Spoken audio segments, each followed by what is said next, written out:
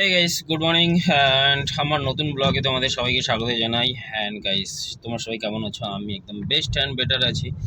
আর guys, কথা হচ্ছে কি বলো তো, আমি অনেকদিন পরে আজকে साइड अच्छी कम से कम कितना दिन होगा हम साइड पे नहीं गए। एक हफ्ता हो जाएगा ना? एक हफ्ता हो गया ना? हाँ जी हफ्ता हाँ, एक हफ्ता हो गया है। बोले तो एक हफ्ता बाद जा रहे हैं आज साइट पे। हाँ, क्योंकि साइट में माहौल बोले तो ठीक है। बोले तो पहले रेगुलर जाते थे, तो अभी उतना काम प्रेशर नहीं है, इसके लिए रेगुलर नहीं जाते। कभी कभार जाते हैं, कभी कभार बोलते हफ्ते में एक दिन 2 दिन, जब भी ज़्यादा अर्जेंट रहता है तभी जाते हैं। तुम्हारी लैंग्वेज में बात करो। हाँ यार, मैं कुछ भी यार।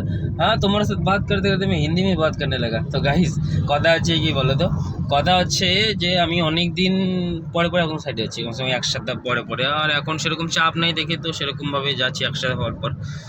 তো এরকম হচ্ছে ব্যাপার। আর আমরা হচ্ছে এখন হাইওয়ের মধ্যে আছি, আধা রাস্তার মধ্যে। তো आधा रास्ता बोले तो 40 किलोमीटर आया ना हम लोग। 40 কিলোমিটার করিবন আমরা চলে এসেছি সাইডের কাছাকাছি। বলে তো এখান থেকে আরও 40-50 কিলোমিটার হবে সাইডে। তো এরকম ব্যাপার।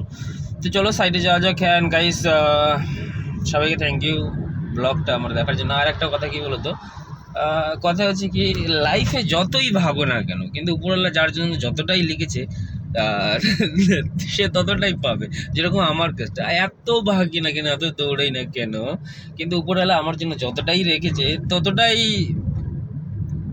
হবে নাকি। কিন্তু হ্যাঁ, এটা একটা কথা কি, যতদিন জান আছে, জীবন আছে, ততদিন ভাগতেই থাকো, মানে দৌড়ে দিয়ে থাকো, দৌড়ে দিয়ে থাকো, দৌড়িতে থাকো। কবি মানে কখনো মানে দাঁড়ালে হবে না। তো সে চেষ্টাই আমি করি, সবসময় দৌড়তে চাই, দৌড়তে চাই দৌড়াই, কিন্তু যে জিনিসটার জন্য দৌড়াই সেই জিনিসটা পাই না।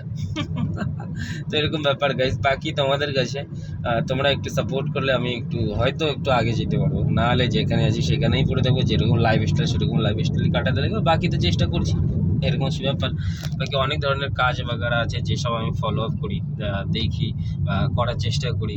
যেরকম অ্যামাজন বাগারা, সিভিল লাইন, অনেক ধরনের কাজ আছে। তো তো সেসব কাজের মধ্যেও বলতে ইনভলভ হতে গেলে দেমাগের মধ্যে কোনো টেনশন থাকতে হবে না। আর আমার দেমাগের মধ্যে যত টেনশন বলো না, শুধু দেমাগ শুধু বললো অ্যাসে, মানে এরকম বলতে কাজেরই টেনশন, শুধু দেমাগের মধ্যে শুধু ঘুরতে দেয় কী করবো কী করবো কী করবো।